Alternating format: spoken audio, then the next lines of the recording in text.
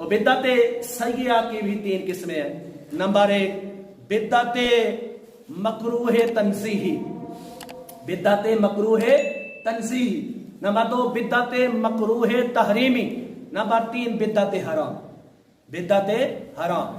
बिद्अत मकरूह तंज़ीही वो नई इजाद, वो नई चीज, वो नया काम जो खिलाफे शरा हो, जो खिलाफे सुन्नत हो, सुन्नत के जो क्या हो, खिलाफ हो, और उसको अपनाने से सुन्नत मुअक्दा जो है, सुन्नत गैर मुअक्दा जो है वो छूटती हूं, सुन्नत गैर मुअक्दा छूटती हूं। समझ आइए, उसको अपनाने से सुन्नत गैर मुअक्दा छूटती हूं।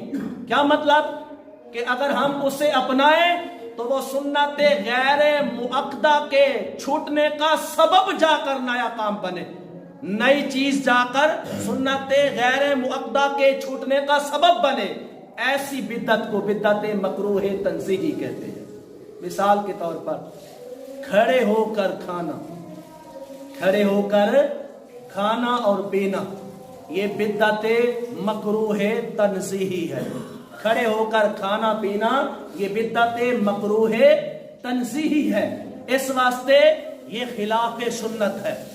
मेरे करीम हम सब के रऊफ़ और रहीम ने, महबूब के गुलामों ने बैठ कर ही खाना तनावुल फरमाया और बैठ कर ही पानी तनावुल फरमाया। हुजूर के गुलामों ने बैठ कर ही पानी पिया, खाना बैठ कर ही तनावुल फरमाया। खड़े होकर महबूब के गुलामों ने खाना ना खाया, ना सरकार ने खड़े होकर खाना खाया। सुन्नत गैर मुअक्दा के छूटने का सबब ये नया काम, नई इजाद बन रही है जो हमने फैशन के तौर पर जनाब ले ली है कि खड़े होकर हम खाते भी हैं, खड़े होकर हम भी पीते भी हैं। ये यूरोप के तुरुक हैं, जिन तरीकों को हमने अपनाया है, ये लिया है। मकरूह बिद्दत मकरूह तहरीमी वो नई इजाद, वो नया काम जो खिलाफ सुन्नत हो, जो खिलाफ शरा हो, सुन्नत के जो खिलाफ हो, शरीयत के जो खिलाफ हो, लेकिन सुन्नत मुअक्दा के छूटने का वो सबब जाकर बने। ऐसी नई इजाद को, नए काम को, नई चीज को बिद्दत मकरूह तहरीमी कहते हैं।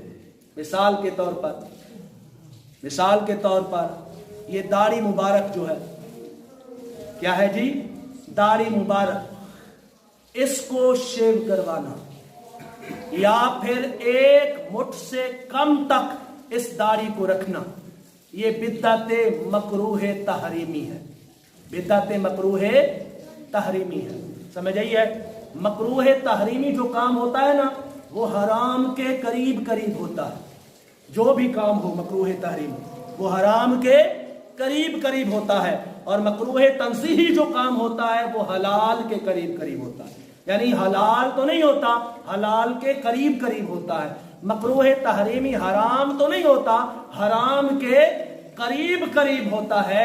महबूब की सुन्नत को है जी कटवाना, बिल्कुल इस पर रगड़ा लगवाना, शेव इसका करवाना, समझ आइए, ये है बिद्दत मकरूह तहरीमी।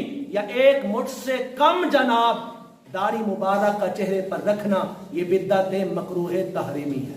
इस वास्ते ये खिलाफे शरा है, सुन्नत मुअक्दा के छूटने का ये सबब जाकर बन रहा है। समझ आइए, हुजूर की सहरी हयात के अंदर महबूब के जितने जिस कदर गुलाम थे, उनकी हालतें ऐसी नहीं थी जैसे हालतें आजकल हमारी हैं। बात की समझिए। आखिरी बात, बिद्दत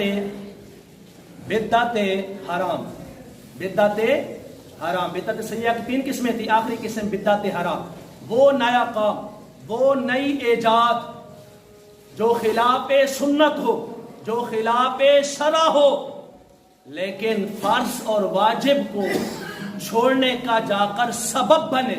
ऐसी बिद्दत को बिद्दत हराम कहते हैं। ऐसी बिद्दत को बिद्दत हराम कहते हैं।